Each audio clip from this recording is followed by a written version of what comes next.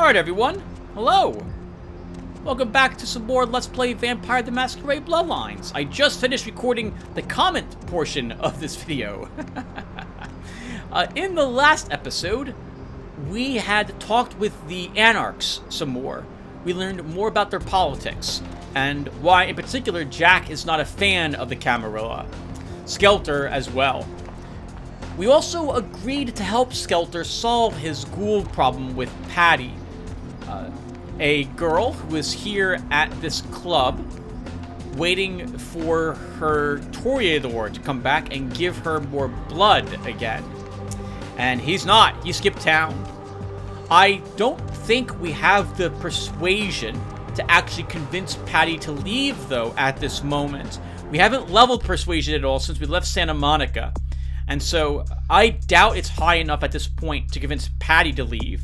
We're probably going to need at least 5 points, if not 6 points, in persuasion, if we want to be able to convince Patty to go away without having to kill her. So I think we'll just leave her there at the moment, and we'll try to do that a little later. We met some people who had seen the Plague Bearer, and it turns out that there are several Plague Bearers here, at least 2 of them. We learned from Tin Can Bill that there is a Plague Bearer in the sewer system, probably a Nosferatu, given how Bill was describing him. And poor Mr. Bill died shortly after we had met him, succumbing to the sicknesses spreading within him, the diseases. We also talked with Hannah, whose last name I can't remember, in the Skyline Apartments. She had dated someone whose name I can't remember, and he had died from catching whatever it was that Hannah had, and Hannah died right in front of us, to another plague bearer named Jezebel Locke, who is probably a Toreador, judging by how Hannah was describing her. She was very attractive and very powerful. Her voice sounded a bit odd as well, so she was probably using presence. So, at least 2 plague bearers here in the city. Now, I didn't want to fight them early on because you don't get much experience points for it, and they're tough. They are tough. It's very difficult to kill. So we're going to probably hold off doing that for a little longer and see if there's any other quests we can do. But I'm running out of ideas, everyone. We've gotten just about all the experience points I think we can earn out here. I mean, we can try one of these plague bearers and see how that goes.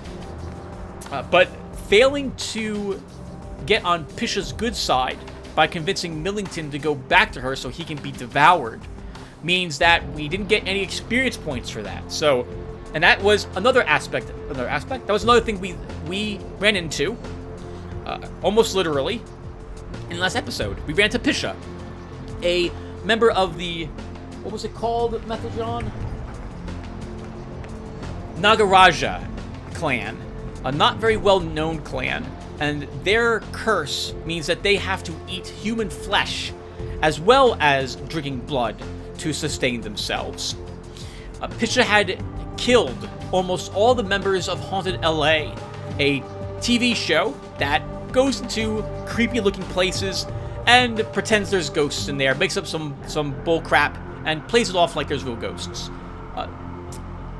We got that from the director himself of Haunted LA, because he was able to escape the hospital. Pisha wanted us to go and send him back down to her, so that this way he would not break the masquerade. I like that all these vampires are telling me that if I let these vampires continue to, these people to exist, we're breaking the masquerade, when no, Pisha, you broke the masquerade when you let him live and let him get away. Should have been a little more careful before you decided to begin killing all of them. In any case, Pisha cleared out. She is no longer here. And we are not reloading the game in order to get the amazing occult artifacts from Pisha. We'll just deal with it.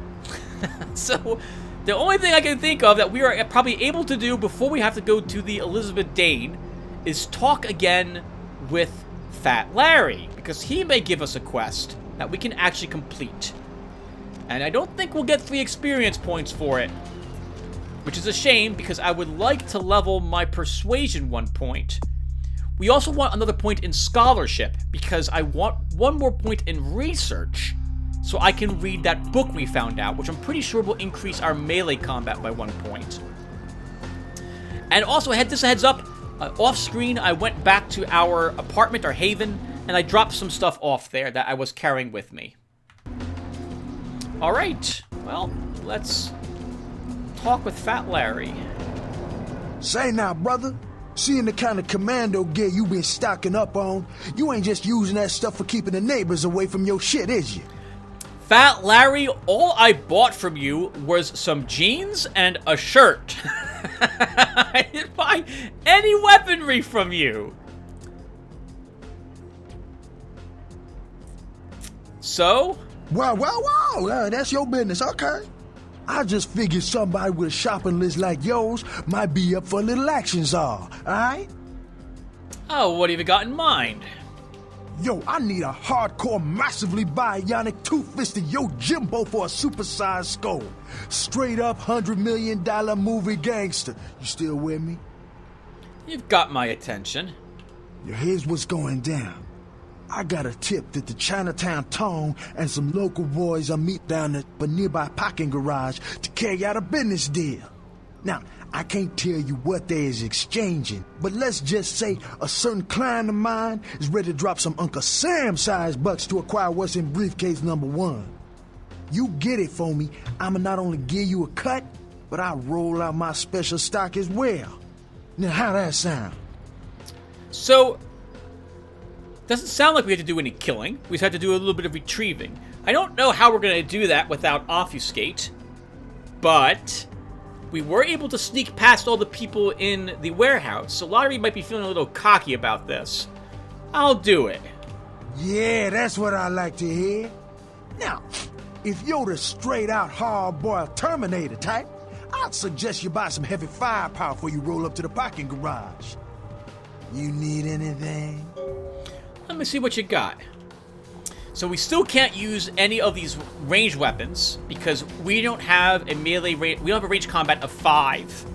So we're not buying any of them. And I don't need bullets for the single handgun I've got. So let's go take a look at this quest that Fat Larry wants us to do. Fat Larry, businessman extraordinaire, wants you to acquire a briefcase being exchanged between the Tong and a local gang.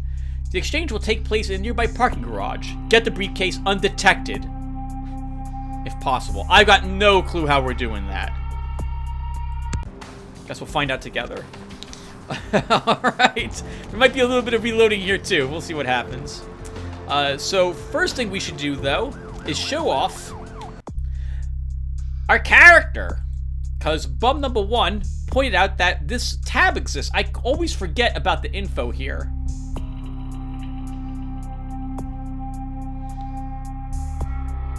Oh, that's interesting. Look at all our advantages here. Humanity gains doubled, cheaper humanity raise, full dialogue presence. Interesting. But look how cool we look. Yeah. This is stuff we bought from Fat Larry. Some jeans and a nice vest on top of that. I don't know why he thinks these can withstand bullets. They can, of course. They can give us 1 more point of soak for blunt and aggravated damage. So how about that? Oh, is that right? No, I'm sorry, lethal. Lethal and blunt damage types. Man, it's been a long... Oh, it's been a long time since you did any of this. So that's no real excuse. But it's gonna... Oh, man. I don't remember the layout of the parking garage.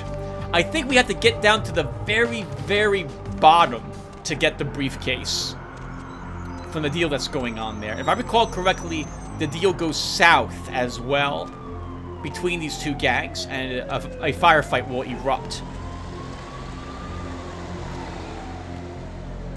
And I want to say, normally it's right around the corner here. I did see a guard. He sees me poke my head around the corner, look at him. I like nod, like do a reverse nod and go, "Sup?" The guard just gives me a frown. Let's see if we can sneak around him.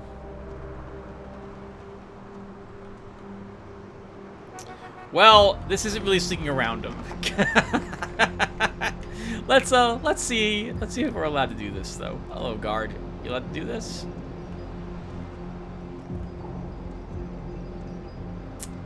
Okay, we're allowed to do this. Yeah, not a problem. Okay. So I guess he's there for your blood needs on the way back up.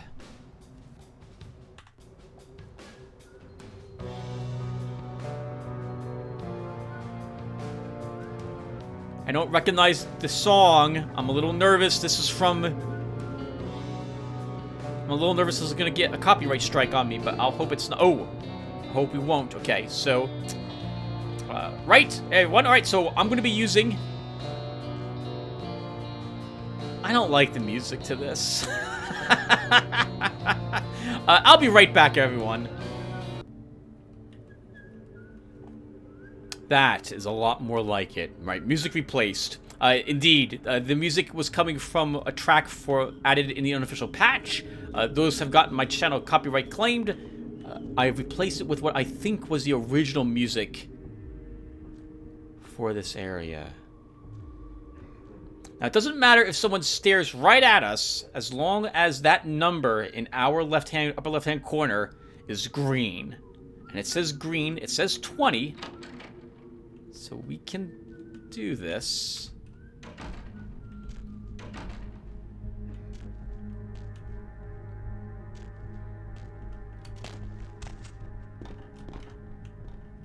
Without being detected. Right now, I wish I had more points in Auspex, so I could see through walls a little, and well, we can see through walls, but I wish I had a greater distance at which I could do that.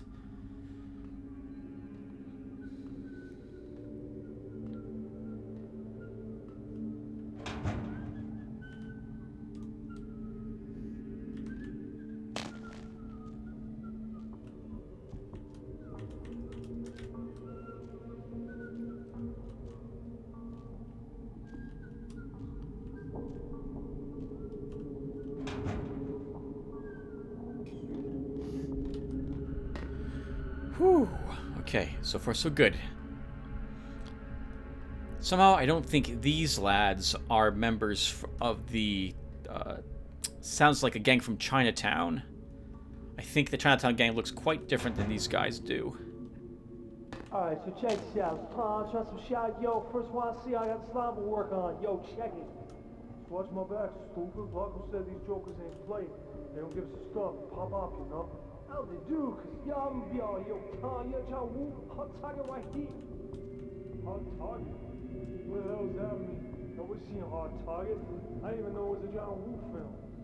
It was a good film, man. It had Van Damme and that oatmeal guy. I don't care. Cool to say, yo, like John Woo, pull it in the head, asshole. Yo, I don't get it. Stupid.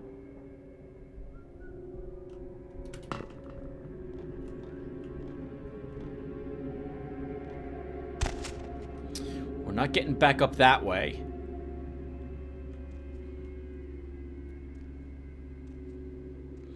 Sounds like at least those the guys in the hoodies don't really trust the Chinatown gang they're going to be dealing with.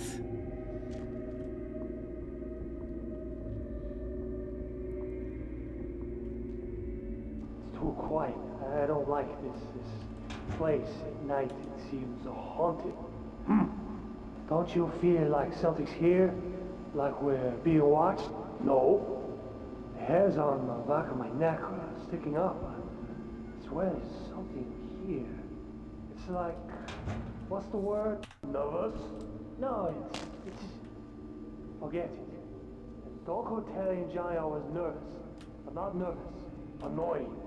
Dick. Alright, so the upper area was all stationary guards. Down here we have actual patrols.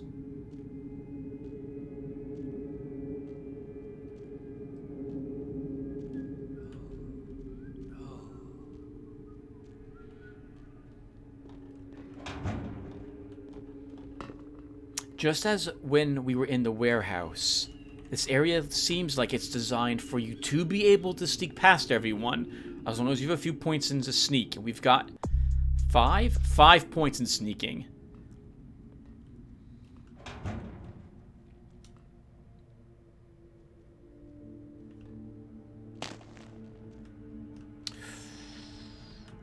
Oh, this is bad. I think we're going to be seen.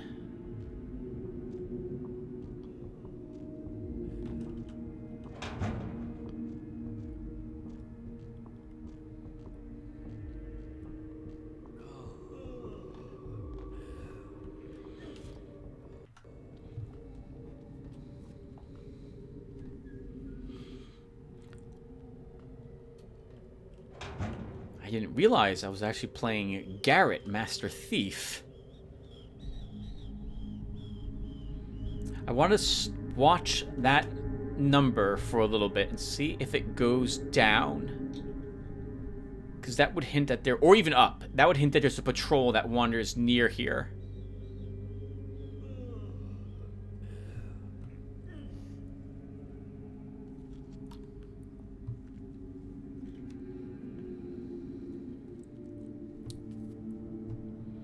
Okay, that doesn't look like it's the case.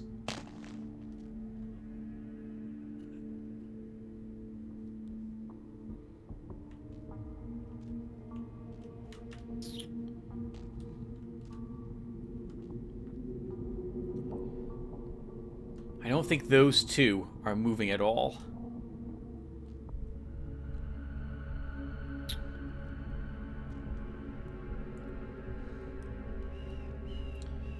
Could easily kill that guy. I might have to do that. Yeah, he's guarding the more parking. Unless there's another vent here to our left. No. Okay, so we're not doing that.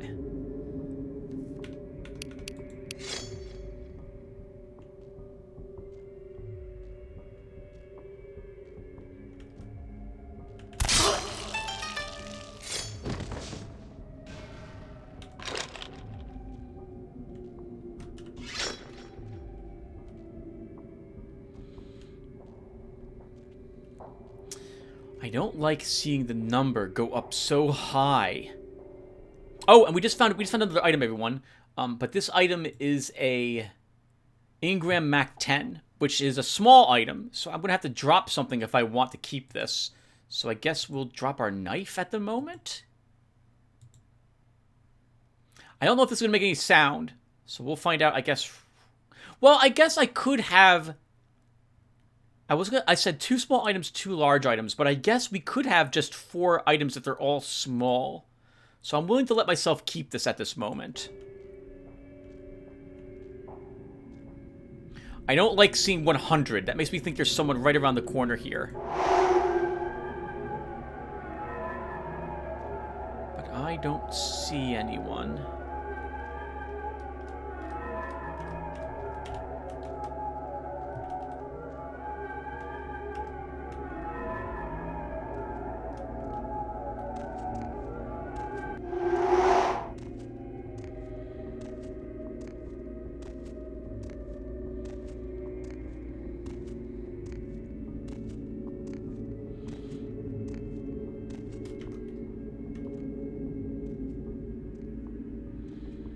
There is a guard, and he's somewhere on the other side of that wall. It must have been 100 because we were close to where that person was from above them. Our stealth number doesn't care about where the person is, only their proximity to us.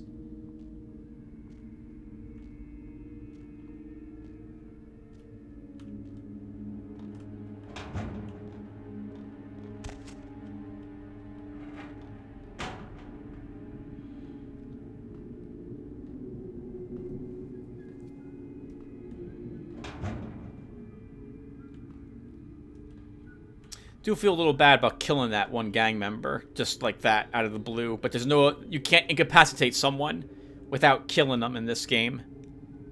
There's no what was his name even from Dishonored? I don't remember the main character's name, but there's no way for you to put someone to sleep.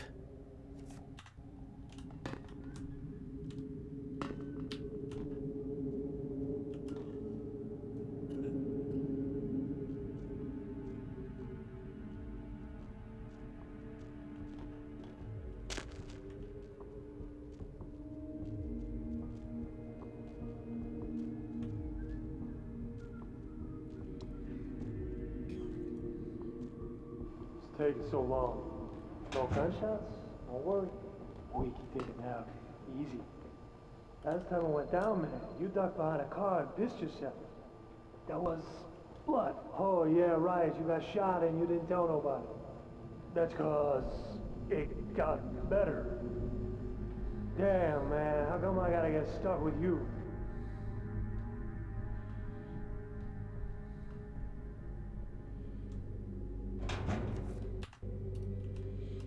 I am quick saving a lot.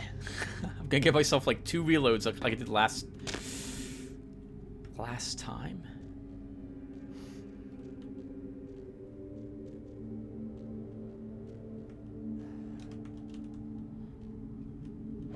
It's mostly for situations like that, where my character accidentally falls down. I was trying to have him grip the side of the vent so I could crawl down instead.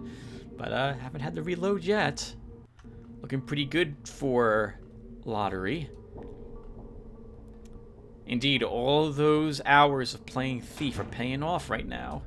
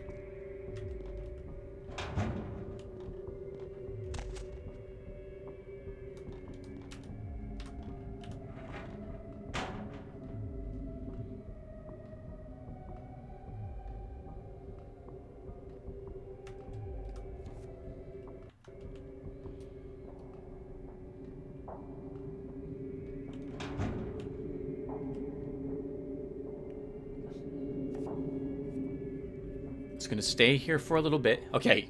Yep, I want to watch that number in the upper left-hand corner. It's raising without us doing anything, which means that there is a patrol, and it wanders at least a little closer to this. Looks like we're still okay. I want to know for a fact, though, we won't have any trouble. Okay, so there was... So, the one between 2 spots, and it looks like we'll be okay. Uh-oh. Let's stay here.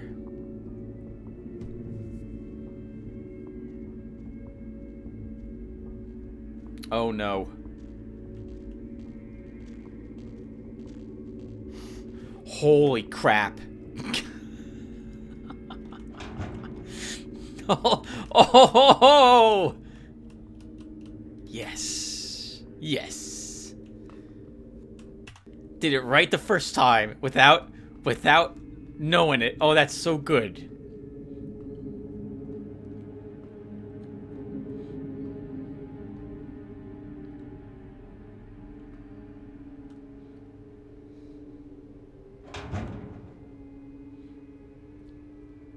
When I saw the number increasing as much as it was, I realized the patrol is coming from the direction I'm against a wall at, and I was hoping that sure enough, they would walk right past me, and they did.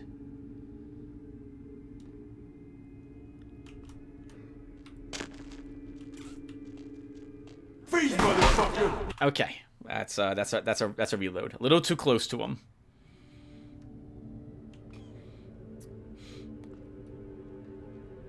I think that's what we're supposed to do. We were just a little too close when I made my move.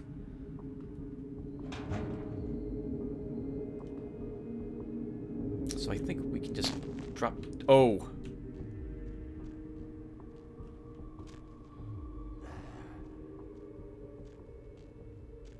I think the back guy actually saw me.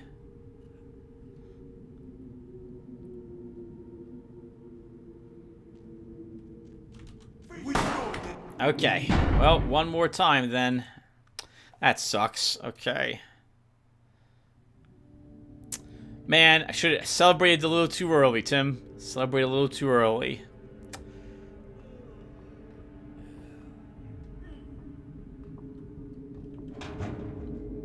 So, you can't get any good angle to look down there either, so I just have to... Darn it, I was so close the first time.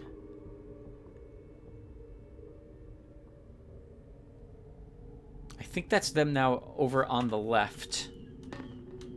It was. Okay, I gotta drop down there when they're walking to the right.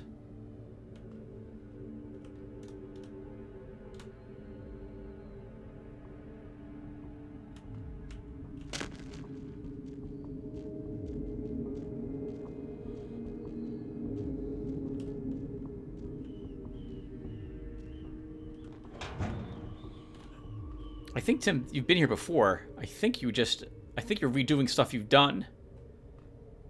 Am I?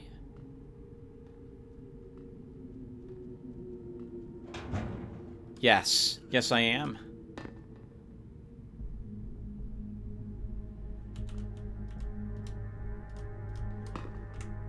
Everyone understands, right? Take the case halfway and wait for them to do the same. They want to see the money, but we can't let them. Because it's filled with newspaper? Really? Is that why? Well, I should smack you. Starting again. Bring the case out halfway. When they want to see the money, you put it down in front of their guy. As soon as he reaches for it, you duck and...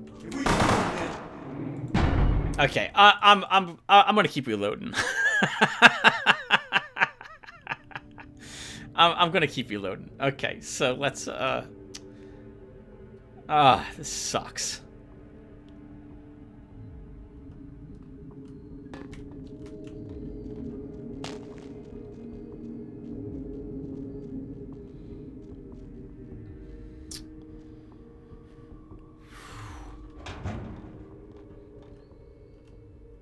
Okay, so first off, we are doing it the right way.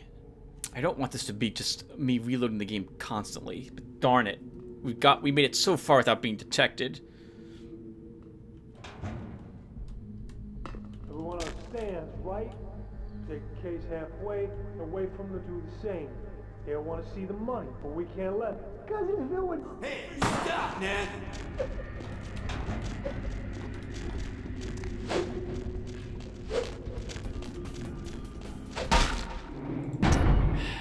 What am I supposed to do to get across this? I guess there's nothing I do. I guess I can't sneak across this part.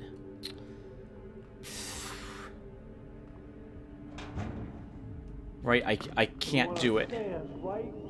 Take the case halfway and wait for them to do the same. They want to see the money, but we can't let them. Because it's filled with newspaper? Really? Is that why? Well, I should smack you. Starting again. Bring the case out halfway. When they want to see the money, you put it down in front of their guy. As soon as he reaches for it, you duck and grab his case. We'll be ready to open up on it. Here it is. Don't fall. What if their case is full of newspaper? At least we're gonna watch your little ass try to relay it for laughs. Oh, we got it. Don't ask enough for me. Like go kill both. Any second now. Either says you removed, I'm going in shooting. Never know what hit him. Think they'll try something? Let's hope so. Both gangs are going to kill each other. They don't trust each other, and the whole thing is basically a setup. Well, that's not a setup. They're sounds like the briefcases are filled with garbage for both of them.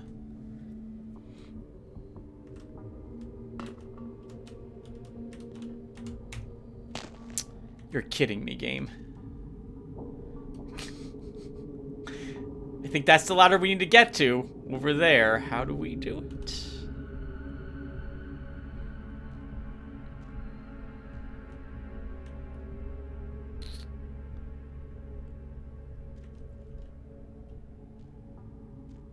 The 100s because there's someone probably around that corner. Yeah, okay. That wasn't because of those guys.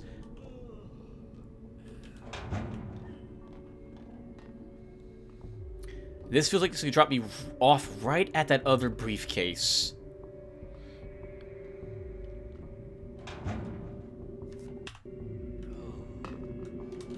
And as soon as they drop the money, I bend over, pick it up, duck low, and you open fire.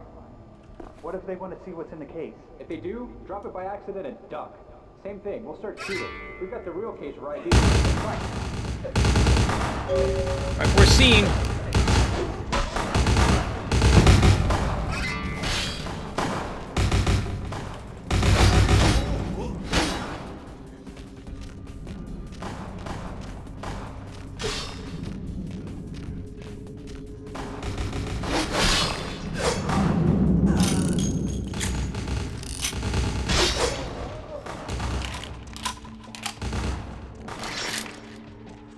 And we're basically just running out if we can. But it sounds like all the... Actually, maybe we shouldn't. It sounds like the gang's killing each other.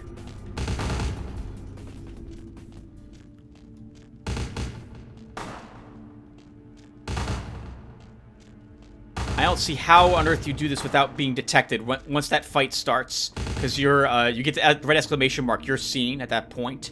I guess if you had an obfuscate, you could hide on the way back out. But I don't see a way... was it possible for me to jump back up here?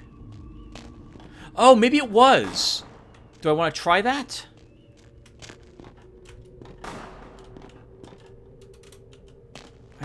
I don't know if that would work. Well, whatever. Okay, so sounds like the battle's ending. Let's instead go back down and see if there's anyone else left alive down there. I don't really feel like we should mop up. On that same note, though, well...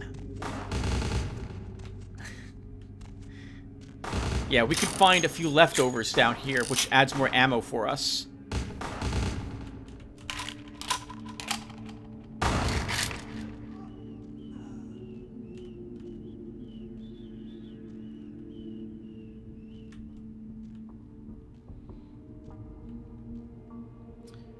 We know there's at least one more. Yep.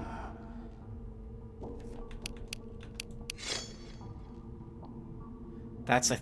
oh, okay. So there's 2 tongs left.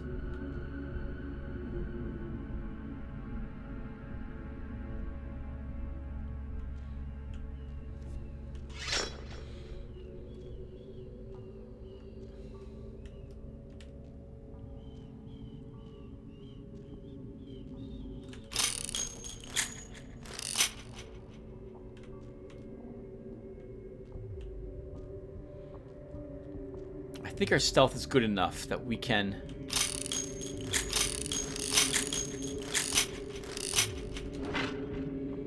take all that, grab it. Oh, no! Okay, we can't take the baseball bat. That's a big item. I'm not allowed to take that.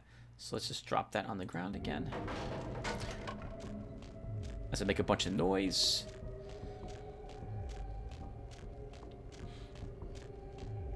Alright, well that was pretty successful. A bunch of reloading at the very end. Normally I won't do that, everyone. This was a sneaking section. I really wanted to win it. Without being detected. I think we might have earned 1 extra experience points for getting that without being detected. Nice! And we're back up to 3. So I think we put this into scholarship. To give us a 5 persuasion and 1 more research. So I'm gonna do that.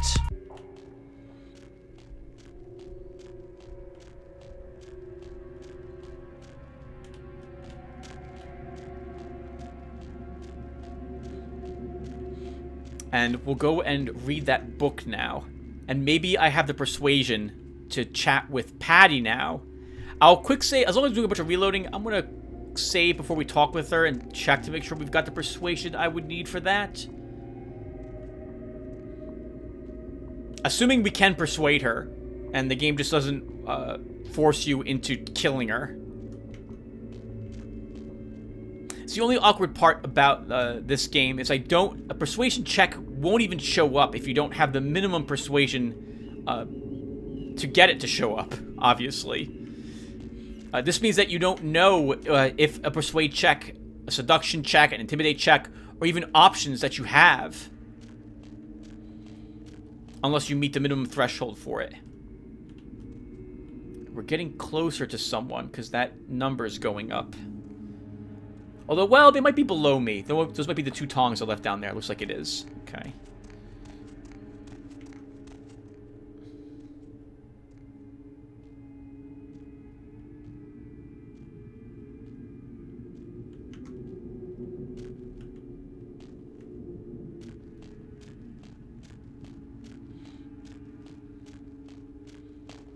Alright, not bad. Not bad. I think that was acceptable.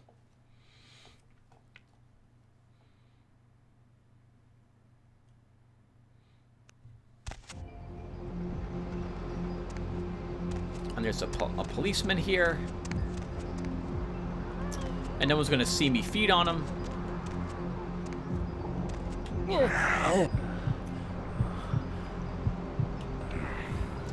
Thank you, sir. You have yourself a wonderful evening. All right, not bad. So, let's go ahead and get rid of some of the stuff we picked up. Also picked up. What's that briefcase say? A briefcase with contents unknown. Larry asked you to grab this from an exchange in the parking garage, which you obviously did. I think our reward from Fat Larry is a little bit of cash, and I think a point into finance as well. Which is awesome. That works for me. So we'll then sell him a bunch of stuff that we've been holding on to. We'll sell some of the drugs I've got. We'll sell all the car stereos I've got.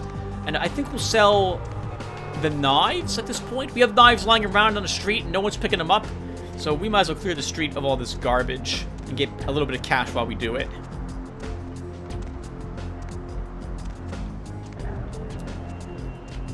Oh, if they're even still here. Maybe they're not. Oh, okay. Someone. No, they are still here. I see a knife still laying on the ground.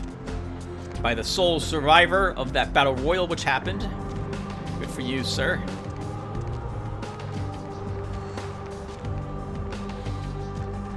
Oh, she must have been thinking if she wanted to buy something from Fat Larry, changed her mind. If she's already wearing that dress, she doesn't need any other soap damage. Fat Larry, I am back with your briefcase, my man. Partner! I got the briefcase. Outstanding!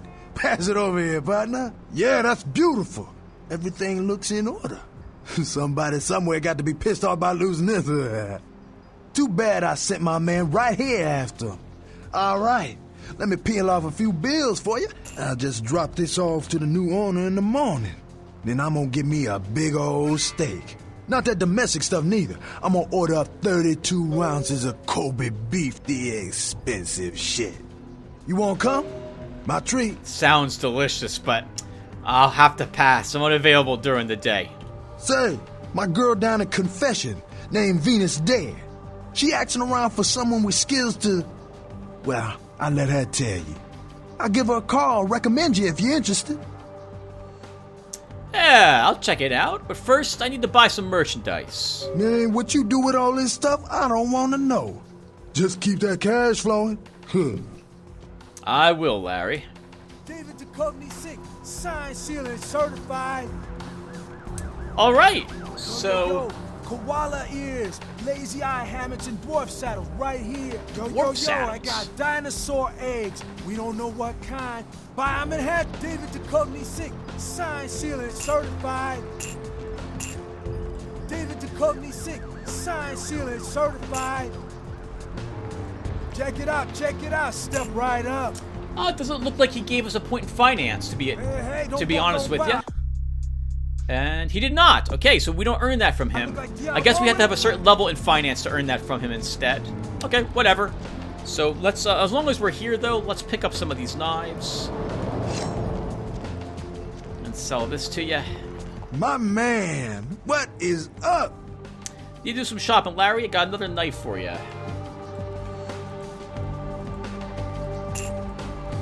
Alright, and that will be the last of that I do. Okay, so...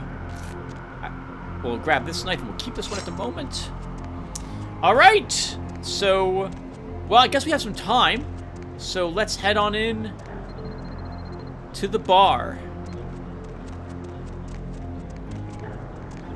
Did we check around the outside of the bar yet? I don't think we did. Let's make sure... there's no, like, wads of cash... Outside in the back of the bar. There's a lot of something around that corner. Not something we're gonna be talking about. Nope. Let's go ahead and head on in to the bar. That happens here? I thought that. I guess it happens anywhere. But I thought that happened in a very particular place that wasn't here.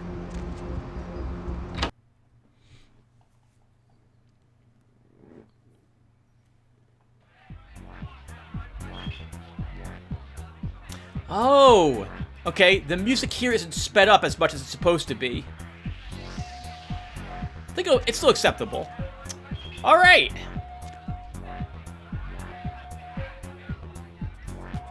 All right. So, do we have to pay to get in? We do not. And there, that is Patty, everyone, waiting right up front. So let's see if I've got the persuasion to get her to get out of here. Patty. I like your jacket. I knew you'd talk to me. I swear you were all like totally drawn to me. I'm surprised I don't know you. I usually meet all the LA vampires out on the scene. Not a lot of you out tonight, which is weird because I don't know of any parties going on. Vampires, huh? No, come on. It's totally cool. I'm Patty. Seriously, everyone knows me. Besides, I just wanted to ask you if you've seen someone. Oh, who is this lucky someone? His name is Kent Allen Ryan. He's a Toreador.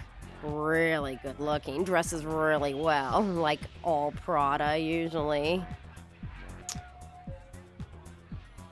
Oh man, so it doesn't look like I've got to persuade to convince Patty to go. No, I don't know him. Oh, well, he's pretty powerful. He's probably like too far behind the scenes for you to know about him. Maybe you know some of the people who work for him. Oh man, Patty, I can tell why he doesn't want you around. Alright, look, I have to go. No, don't go. I really need to find him. Really. Maybe you can ask around.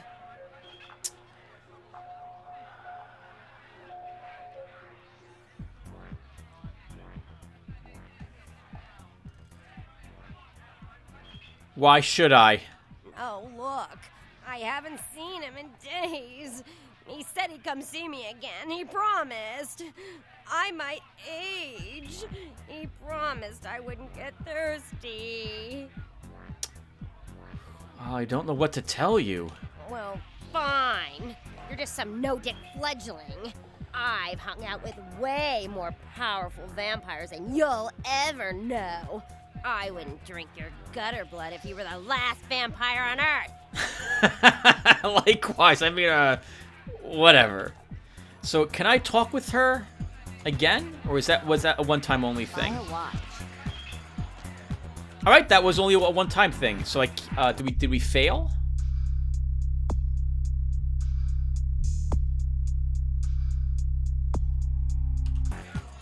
So I don't have the persuasion to make that check show up. Let me see if it was just behind a different conversation topic. I'll be right back, everyone.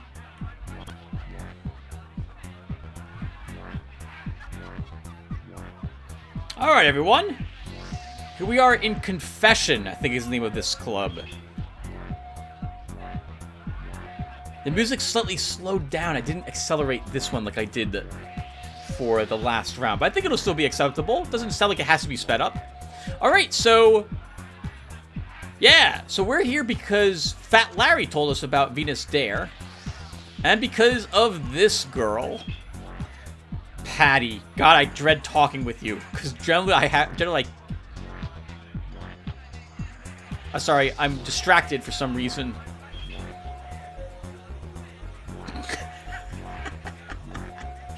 What was I talking about? I don't remember. So, this is Patty. Hello, Patty. I like your jacket. And I'm a little nervous, everyone, that I don't have the persuasion to do this. One of the most awkward things about a conversation is that if you don't navigate the conversation correctly, just like in real life, the opportunity to say the right thing just never shows up. And the same thing with if you don't have the necessary persuasion skills, it doesn't show up either. Let's see if we can convince Patty that she should patty someplace else. I knew you'd talk to me. I swear you were all like totally drawn to me. I'm surprised I don't know you. I usually meet all the LA vampires out on the scene. Not a lot of you out tonight, which is weird, because I don't know of any parties going on. I think you have the wrong person, Patty. No, come on. It's totally cool. I'm Patty. Seriously, everyone knows me. Besides, I just wanted to ask you if you've seen someone. Who is this lucky someone? His name is Kent Allen Ryan. He's a toreador. Really good looking, dresses really well, like all Prada usually.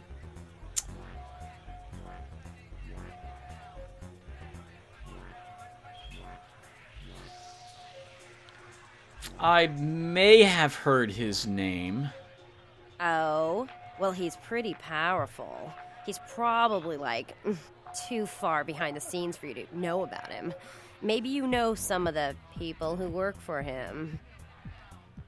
I'm sure he's a regular Brett Scowcroft. Goodbye, Patty. No, don't go. I really need to find him. Really. Maybe you can ask around. Oh, Kent! Actually, yeah, I did see him recently. You are totally awesome. Well, it just goes to show you that you don't have to dress cool or have a lot of power to be a cool person. So, where is Kent? Oh my god, that's a backhand compliment. Man, Patty, you should be really a lot more careful with who you're talking about. And we can persuade her. Perfect. He went to San Diego for some business deals he had to act fast on. Oh, that is totally Kent. He's so like that. I better go find him. He needs my help to do anything. Thanks again. Yeah, no problem. Just drive down there. He'll be looking for you.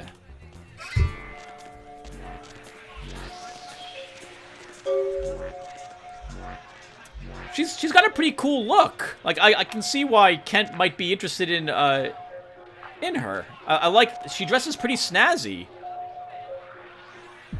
But God, she's so clingy. That's so awful.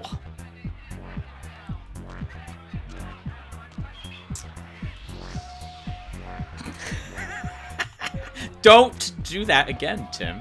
All right. We can't talk to ourselves on the other side of the counter. He looks pretty bored. I think this is the girl we can flirt with here in downtown if our seduction is high enough. Which I actually don't think it is, everyone. I think we need a 6-foot seduction here. And ours is only 5. Man, but experience here in downtown, especially initially, is so slow to get anything. So, we're not leveling seduction next. No, that's got to be perception for 4 points next, followed by wits. So, let's see what else is maybe happening around the club.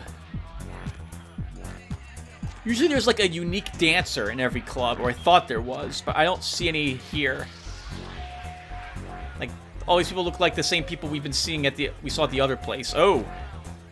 You can stay there, sir.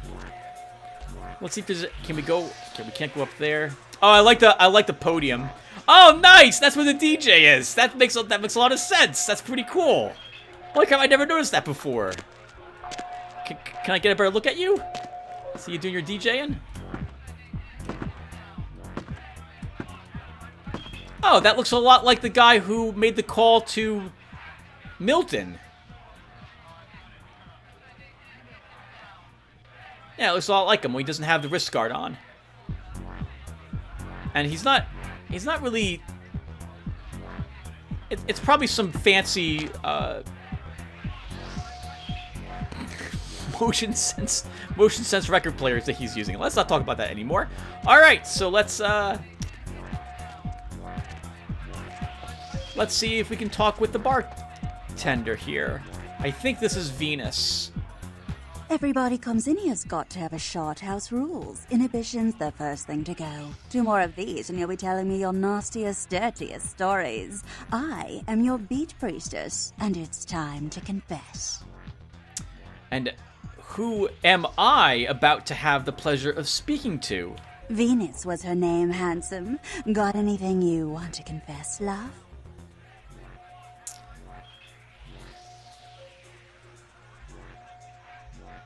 Oh, Larry mentioned me. Larry?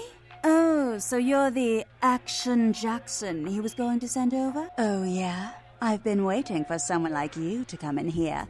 You see, I've got this situation that's gotten a little out of hand, and I need someone to inform some people that they won't be getting paid this month. Intrigued yet?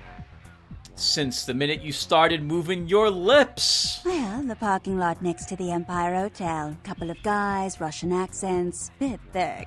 I need you to tell them Venus doesn't have their money. That's it. That's it? That's it. What's in it for me? Drinks on the house for a week. I prefer cash. You want cash? Whatever, I can do that. Question is, are you worth it? Definitely. I'll do it. I expected you'd bite. Empire Hotel. Tell them I'm broke. You can run, right? Never mind. Just don't go starting any street fights, alright? These guys are connected. Anyhow, a lot of people have yet to confess to the beat priestess. Later, darling. Back in a minute. Sounds like we're dealing with a mafia of some sort. Don't speak English very well. And, well, I mean, I remember this, so let's just get this out of the way. Yes, she's not the nicest person, but she's working with some of the not nicest people either. So, actually, before we do this, I don't, okay, that's not gonna work. I can't pick this lock. Everyone's still here. Okay. Maybe we could. I don't think I can get away with it. Alright, so let's go ahead and we'll do this as well, I suppose. So, I think if you confess about the astrolite, that also intrigues her. To the point where she'll give you this job. I think if you try to talk about vampirism, though, I think you lose a masquerade point, and no one I think in this talks to you, if I recall correctly. But it's been a long time. So, let's go down to talk to the people that she says we're supposed to talk to, right? We can at least do this part of the job for her. And then when we're done with this, we'll go back and report what happened. And then I think we'll go back to our apartment to read that book, since we have one more point in research now. And I think the guys we want to talk to are in this alley.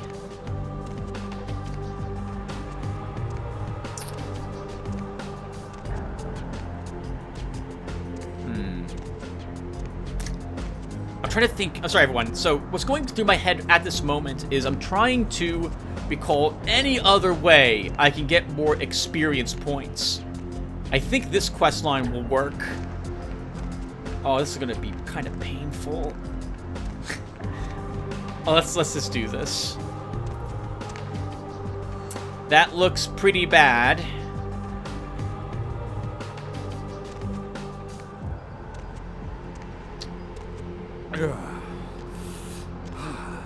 Yep, friendly. Confession, bitch, send you. Who wants to know? Money. Where is money? She told me to tell you she doesn't have the money. No money? I don't need to pay anyone. Done. Then bitch will be back next month. I will. Woo! I think you gotta fight all three of them if you don't give them the cash. Okay, so that did not go badly. I was expecting it to have to fight. Thank goodness we have 3 points in presence. Alright, we also got a point of experience, which is not enough to level perception yet. So we're gonna have to wait. Darn it. I want wits upgraded too. Oh, so many things to begin. And seduction. So many things to put points in.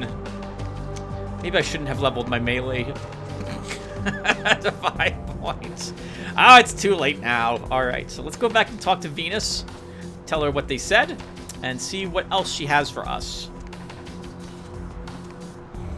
Since no firefight happened, I'm willing to do another job for her, depending upon what that job might be, and depending upon how she phrases it. So, let's see how humane she is in trying to tell me to do a very inhumane thing, I think. We already have this weapon. Knife. Yes, we do. I think she's going to have us go up to her office now as well. Maybe we can pick that door's lock while we're right here. Oh, if we have even the lockpick for it. Alright, I'm babbling. Hello, Venus. What? Pass on your message. I can't hear you. Let's talk in my office. Okay.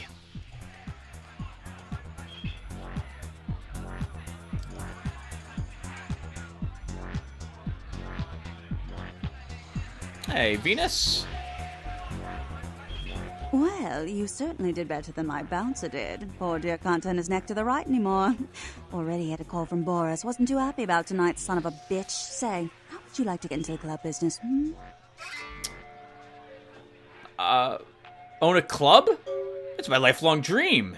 Well, to start this club, I have to take out a significant loan from a king bastard by the name of Boris, and every time I haven't been able to make the monthly plus interest, the bastard takes what he feels is a suitable late fee.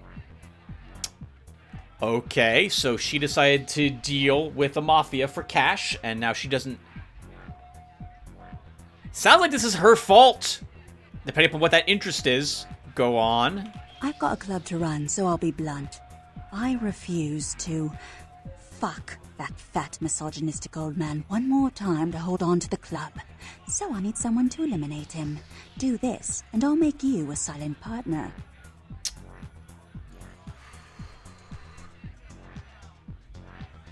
Sounds like Boris is deciding that that interest payment is her. Interesting. I don't know how I feel about this. What's the catch? Boris is high up in the Russian mafia. Does that make a difference?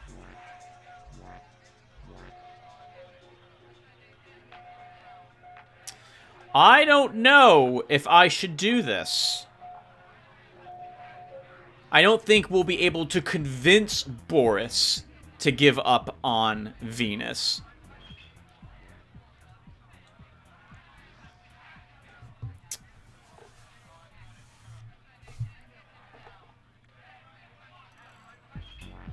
She also could be lying.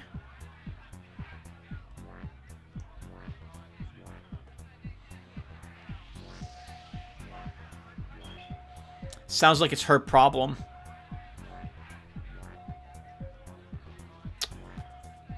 I didn't think this was going to be easy. I'll do it. He's at the Empire Hotel. Always has a few of the fiercest bully boys standing round trying to out-sneer each other. He's got a short temper, and more than likely he's been drinking for the last 4 hours. Here, key to the penthouse level. When I get back, we'll talk about our club. So she's offering us a stake in this club instead of Boris.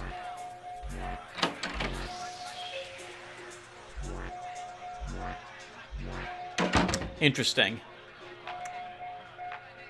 I don't think I would do this, but I took the quest, so I can change my mind later. Venus wants you to persuade Boris so she won't have to pay his late fee anymore. He's in the penthouse level of the Empire Arms Hotel. I guess we should also probably report back to... Oh, I think Skeletor's reward is a Masquerade Redemption, is what we get. But I could... Oh, nice. All right, we have 5 experience as well. So, darn it. I think I really want 5 ranged combat next. So that's going to be firearms and perception. Wits could be helpful. I still want stamina. With 5 points, we're close to subterfuge, but I think, yeah, it's gotta be perception, everyone. Let's get our ranged combat up a little bit. Wait, was it now, by the way? 4. Okay. If we use Auspex, we are able to... with Auspex, we are able to use our guns without any problems. How do we get up to Venus's place, by the way? Where's the stairs that go up there? Were they inside her room? Because the only way down here I see is to jump down. Oh, no, there it is. Okay, we have to walk around the corner here. Tim. Yes, yep. Not looking. Okay.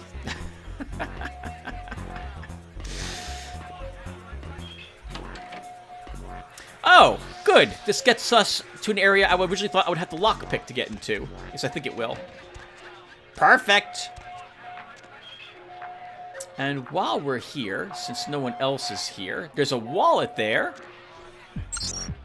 I probably don't have the hacking required to get through this. No, we don't. Oh, maybe we do? Oh, we do! Slave accepted. Tonight. From Larry. I thought we might get together tonight if it pleases you, mistress. Come on now! Why is everyone into this crap? I'll grab 50 more bucks and not feel too bad about it. Local paper sensationalizes fact! Wow! That's exactly like all the papers today. Alright, so we don't have to do Venus's quest right away. Let's go ahead and do what I said I was going to do and we'll wrap up the session, because it feels like we've been playing for close to about 50 minutes or so, maybe a little longer. So I guess we could also go back and talk with Skelter really quick.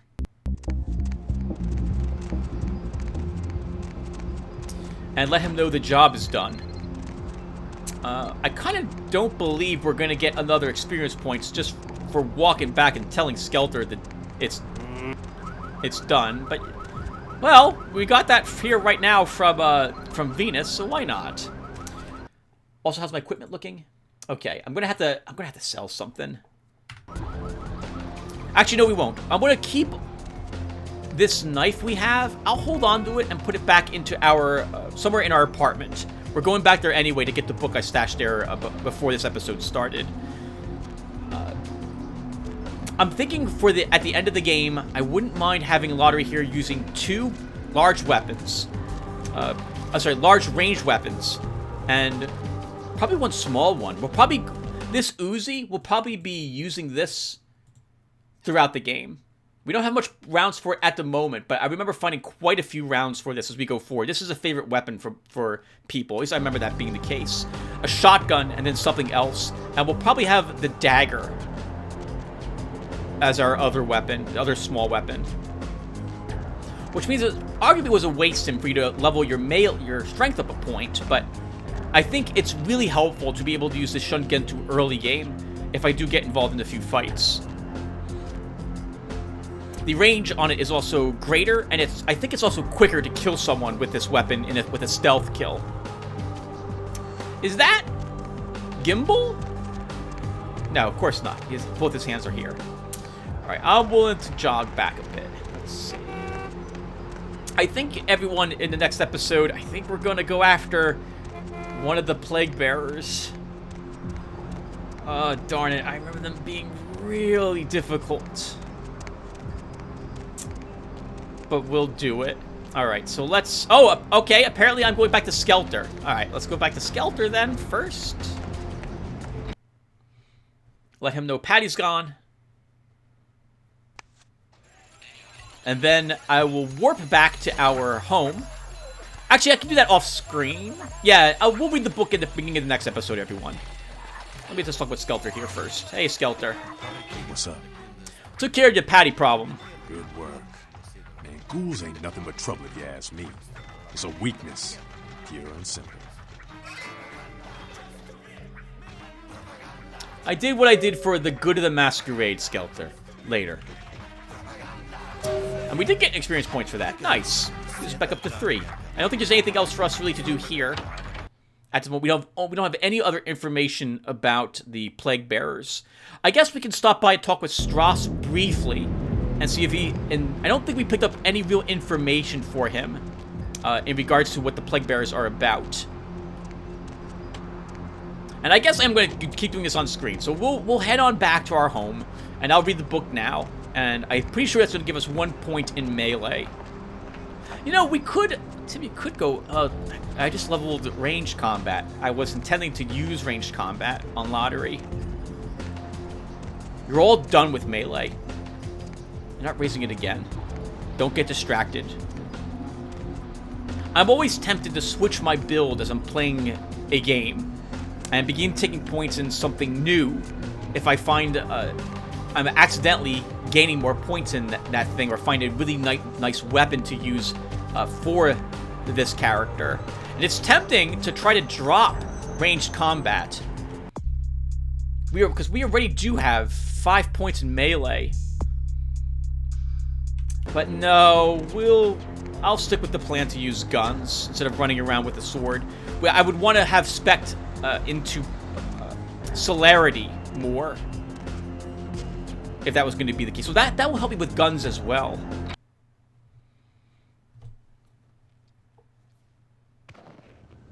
Now, I don't think Strauss will actually have anything new to tell us, but I want to...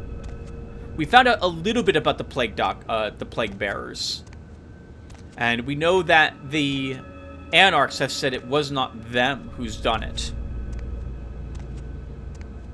And they also are interested in solving this problem, so maybe Strauss will care about that.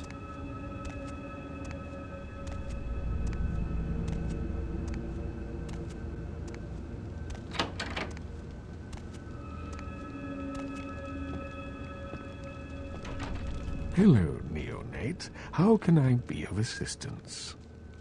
You have a few minutes to talk with me, Strauss? Of course. I have a few questions for you. What is it you would like to know? Nothing else. Sorry, Strauss. Okay, so we can't tell him about what we've uncovered so far, which is very little. I think as we begin defeating the plague bearers, we will get more information from Strauss.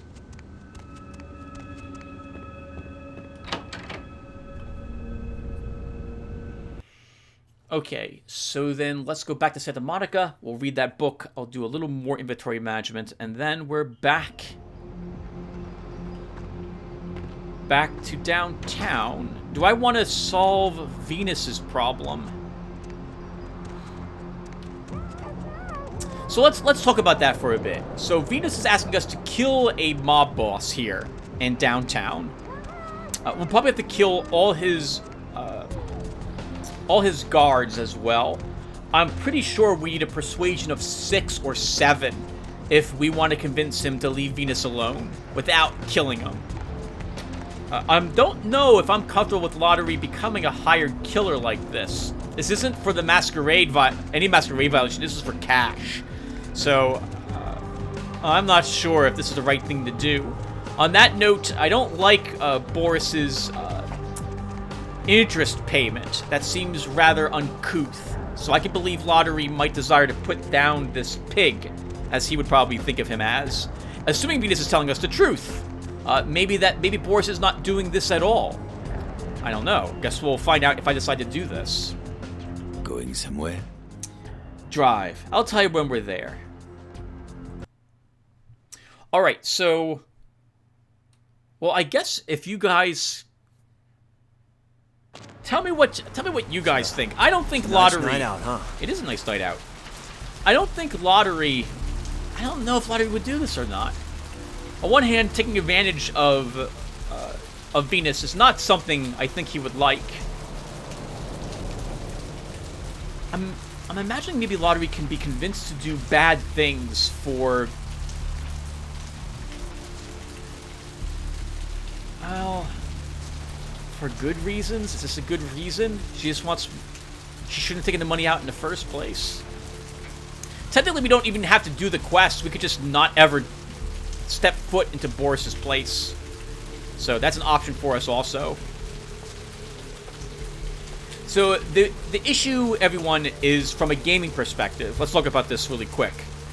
the more quests I don't do, the harder and harder this game will begin to become, because I'm not going to get experience points. Like, Patty just gave us 2, 3 experience points or so. And all of this, it begins to add up really quickly. And if we're passing on experience, that's tough. I am willing to do it, though. It's just, oh man. That's really tough. Like, skipping all the side quests in downtown. At the time when this game was out, there weren't very many options for you trying to roleplay a character a certain way. Like, it was, okay, fine, you don't do this. Well, guess what? You don't get any experience points. You also don't get any cash. So you just made the game, you can make the game tougher. That's fine, too. I like tough games. But, man, I don't know. I don't know if I can convince myself that this is the right thing to do. Alright, knife goes back there. And we'll go ahead and read our book. And what is this? This book is Kendo for Advanced Students.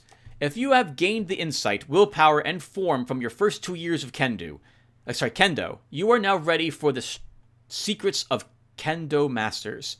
Here is the one ancient rule every warrior must remember. Only one can land the killing strike. Hit the kill zone or hit nothing. If you cannot control your attack, you are dead. This book raises your melee skill. We could try selling this to Trip and taking advantage of the fact we could probably study this twice, but no. I said I was done doing that, so let's just increase our melee stat. Up 1 more point. Melee combat 6. Nice. The highest stat is the one I wasn't intending on leveling very high at all in the beginning of the game, right? We had... Oh, no, that's not true. I had 2 points in melee when we started. 2 in melee and 1 in security. And before we wrap up this session, I have no new emails. Okay. So that does it for us, everyone. I'm now going to append the comments section to the end of this. I actually walked around downtown when I did that, so we'll be in downtown as I talk about your comments on the last video. Thank you guys for watching this, and I will see you all in the next one. And I might record... So... Yeah, Tim, stop here. You'll start babbling. All right, so thank you all, and I will see you in the next one. Take care, everyone. Oh, well, unless, of course, you want to listen to the comments, in which case, just hang tight. I'll have them up in a few seconds. All right, everyone. Before we go ahead and comment on your comments, just a heads up again that YouTube is being kind of weird. That's a very polite way to avoid me having to say some other more strongly nastier worded things about YouTube. I don't see all your comments on my video, but I see them in my notifications. I've got no clue what is going on.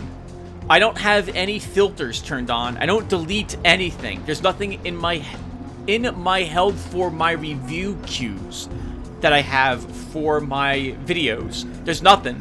But I can see that you guys have left the comments, and I don't see them on my video.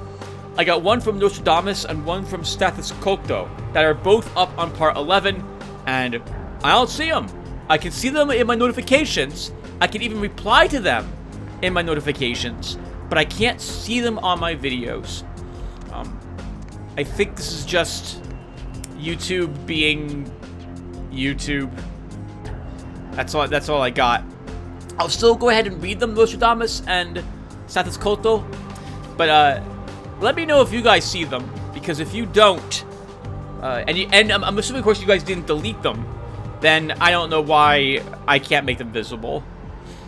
Alright, well, let's go ahead and get started with the comments. So, Bruno has said, so, you finally made reinstall the game and play as a Malk. I can comment about the Robert Thorne pick. In the radio, there is this political segment of a Republican candidate pitching that his opponent is this evil man. It's very early 2000s humor. A la South Park. Okay. Yeah, I don't remember seeing that picture before. Maybe it was always there, but I don't remember it. And I'm walking back down there again so I can show you guys what advertisement Bruno is talking about.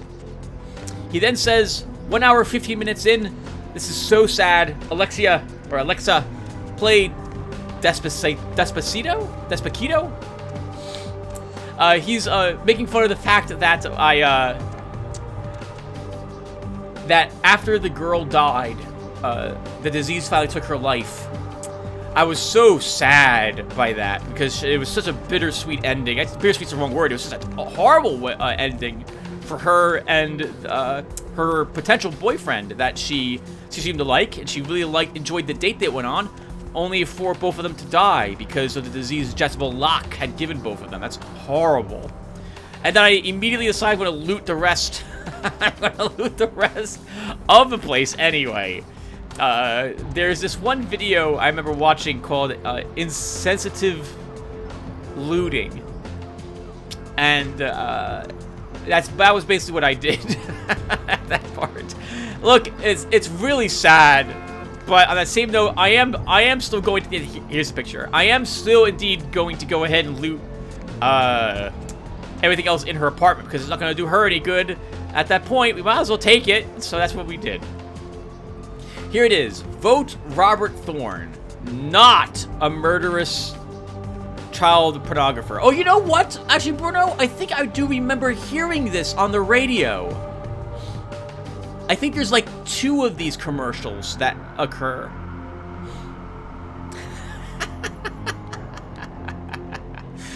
I love everything about that picture. I love everything about that picture. All right. Bruno then says, the power gamer in me would tell you to reload Pish's quest, but you are role-playing Lotaeri. I guess you have to miss those wonderful occult items. Yep. No one told me. No one gave me permission to do it. And I'm pretty sure that Lotaeri would choose those actions. Like, I couldn't... Oh, in the 2 days since I recorded that part, everyone, I couldn't think of a good reason why Lotaeri would do what Pisha wanted. Absolutely not. And so, no, we're not going to reload. We're just going to pass on those occult items. I'll just have to figure out what I'm doing in the parts where I really would have wanted them. I'll talk about them a little bit later because Methadron has talked a little about one of those items at least coming up. And so it'll give me a chance to talk more about it then. Jason Hawk says, oh, sure, I'll read this out loud, but I'm not going to make too much more comments about it because it's a political. Jason Hawk says, everyone loves communism except people who lived under communism. Grass always seems greener on the other side. Yup, grass always is greener, always. And that's all I will say about that because I know better than to talk about politics on my channel, not real life politics. When Damsel said the word communism, I'm thinking, oh man, this is not something we're gonna talk about here. Let's not even open that can of worms, Damsel. You're gonna get me in all sorts of trouble. Bum number 1 commented. What is this? I think this was 2 videos ago? Oh, 2 videos ago. Okay, so first off, bum number 1, you left a comment on like video 9, I think, or 10. And so I saw it, and I like to talk about it, so let's go ahead and do that really quick. Because I want to read all your guys' comments if I can, if it's not too far beyond where my current recording schedule is. So button number 1 says, at 1:25:41, and this would be on, I think, part 9 or 10. He says, and there's my cameo. So there was a part where one of the hookers is walking down the street in Santa Monica. And the hookers walk a little slowly, about the same speed as the bums walk. And right behind her, staring directly at her ass, is a bum. I'm not even pretending to hide it. And she's just walking, trying to ignore him, and he's just following her footsteps at the exact distance required to let his male gaze fall upon that butt. And holy crap, it was hilarious. He then says, can't blame me for having a healthy appreciation of the female form. Oh yeah, this is the girl. The bum was doing this the entire time. Need some company? He was just... Yep. He was really focused. He knew what he wanted. He was not going to let that escape. Can't blame me for having a healthy appreciation of the female form. Nope, not at all, sir. No one's going to blame you here. You are allowed to have as much appreciation as you want. On a more serious note, I'm sorry to hear you got burgled. That's never happened to me, so I couldn't relate to what you went through. I hope the ordeal was quick and that you recovered from it just as fast. It was interesting. What was it like for the few years after that? So the real, it's this mental hurdle you have to get over after you're burglarized once, because I know it's not the correct thing to think about. All right, how can I describe this? I tend to be rather naive and very gullible, and I assume most people are good people when I try talking to them. And I know that's probably not the case. Many people are mean and selfish and will do whatever it is they can do to get ahead in life or take advantage of someone else. This happens a lot to me. And the being burglarized just brought that to the forefront for me when it occurred. That someone was willing to, well, just enter my house and take a bunch of stuff, and I wouldn't have it anymore. And I'm not rich. I'm not making a lot of money at all. Losing that computer was quite painful. That was about a year's worth of saving money so I could afford it. That was tough. The other really hard thing about being burglarized is that although it's not like I was physically hurt, but the whole idea that someone forced their way into my house obviously without my permission and stole stuff, you don't get over that. Like, even to this day, when I leave my home, I lock all the doors. I make sure that my alarm system is on, and I hope that I don't get burglarized again. But that could totally happen again. So it's not something I guess I'm able to get over. It just I have not been able to do so. But on that same note, I've adjusted. So. And I'm a bit wiser for it because I've been able to give some advice to some of my friends about a home or two that they were looking to buy, and warn them about some of the things that the police officers had told me about my house when they looked around my house and told me why my house might have been targeted to be burglarized. I have this noise canceling fence that runs around the yard, and while it's a privacy fence, I think is what the cops called it. And while it's great, it hides my yard from everyone else, it also means that no one sees anything that's happening in my yard unless they're on the second floor of their house looking directly into my backyard. And so the burglar just... I don't have a fence in my front yard, so they just walked across the front yard, made their way to the backyard, cut the lining in the screen door, and then forced their way into the house from back there. Happier topics. So let's keep reading. So, but number one then says, by the way, the cop from the gallery, as well as the other characters, is voiced by Brian Mitsoda. He's the designer and writer for this game, and one of the reasons for the quality of the story. Nice.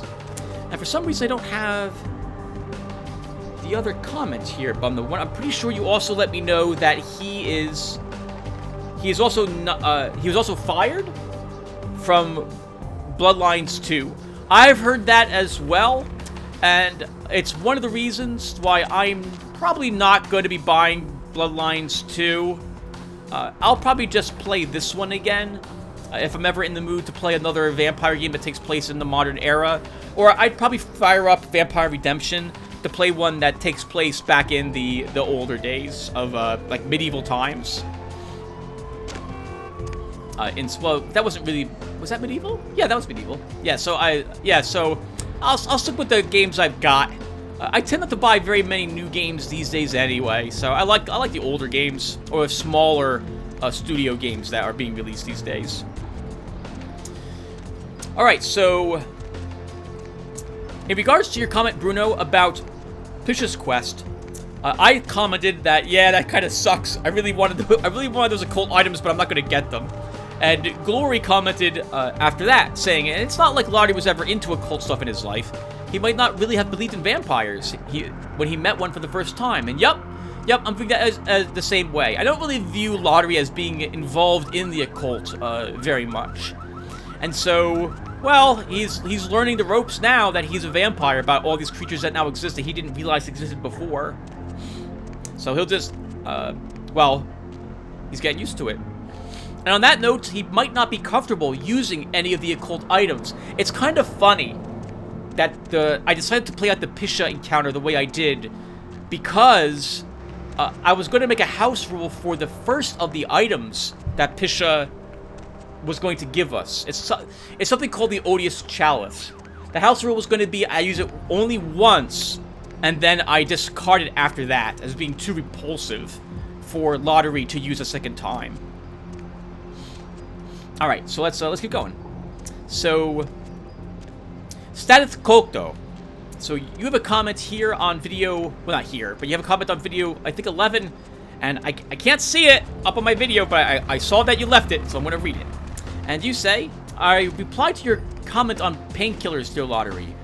I know about pain, although I can't fit in your shoes regarding it. Oh, nonsense. Many people have been in absolute horrific amounts of pain, more beyond anything I have been in. Well, I've been in some pretty bad spouts of agonizing pain. I can believe people have been in far worse than me. I myself suffer from crippling headaches from an early age. Oh God, I'm so sorry. Ever since I think it was like 3rd grade, I've had migraine headaches, and I've had horrible headaches from medication that I'm given. That tends to be the default side effect I get when I take any sort of medication that's new to me. The headaches are awful. Life has given me some more on the way. Morphine was the only way to make them subside. Yep, for me, I haven't never taken morphine for my headaches, but I've taken morphine for other conditions I had been in that were related to pain, or that had pain occur as some sort of unwanted effect from either medication or for being sick with something that also caused me pain, or an injury of some sort. Morphine's been the only thing that works for me.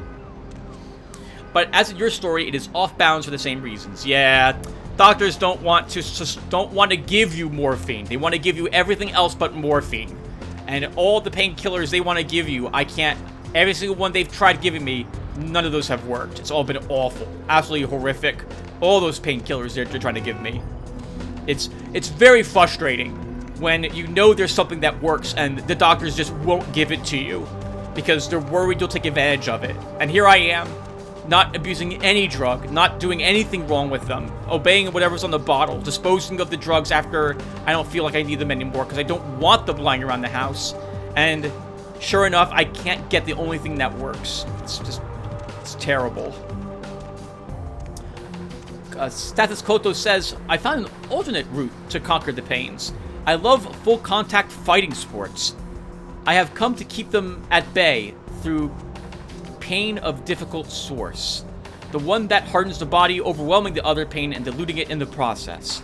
I rarely talk about this. Thank you for listening. Oh, well, thank you for commenting, Status Koto. So it sounds like that you have, when you're getting headaches or in pain, it sounds like you spar with other people in order to take your mind off of it.